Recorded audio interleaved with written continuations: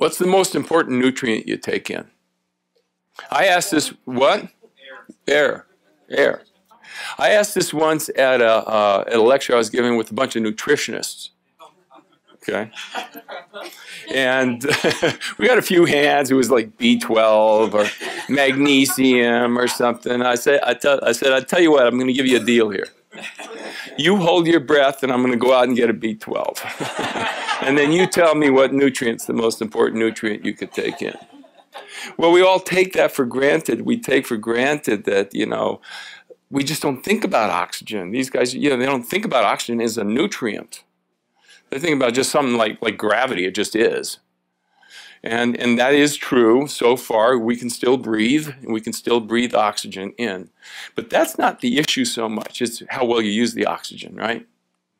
So that's what we're going to be talking about. The most important factor that determines your risk of disease, there's a lot of factors. The most important one, the central one, the really core one, is how well you use oxygen. And it's going to determine not only whether you get sick, but how you are as you get older, what your level of function is going to be as you get older. We're like flashlights, okay? So a really old flashlight with a really old battery doesn't work so well. But if you take those old batteries out, plug a new battery in there, what do you got? It's like a brand new flashlight. And we're like that. So if you take an old guy who's 80 years old, who can't utilize oxygen efficiently, and you change that so he can, guess what? He operates and functions like a young man will. And I'm going to show you that in a little bit. So that's what we're going to start with. We're going to be talking about oxygen and how you use oxygen and a lot of interesting things that surround that.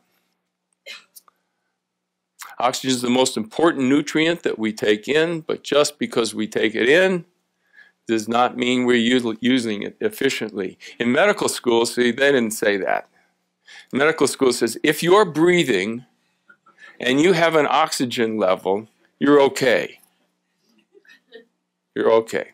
They never once talked to us about whether you're using that oxygen efficiently or not so efficiently. But think of a car, huh?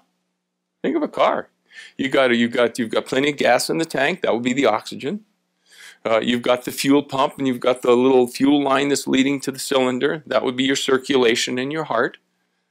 And all that could be working just great.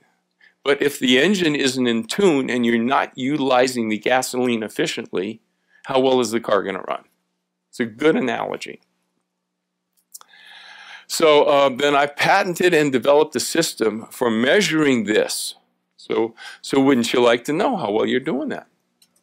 I always thought, yeah, if I'm going to try and make something better, maybe I ought to have a way to measure it. So we now have a way to measure it. I'm going to talk to you a little bit about that. So we do have a system now, which I've been using for over 10 years. I'm going to talk to you a little bit about my experiences doing that actually can measure accurately how efficiently we utilize oxygen.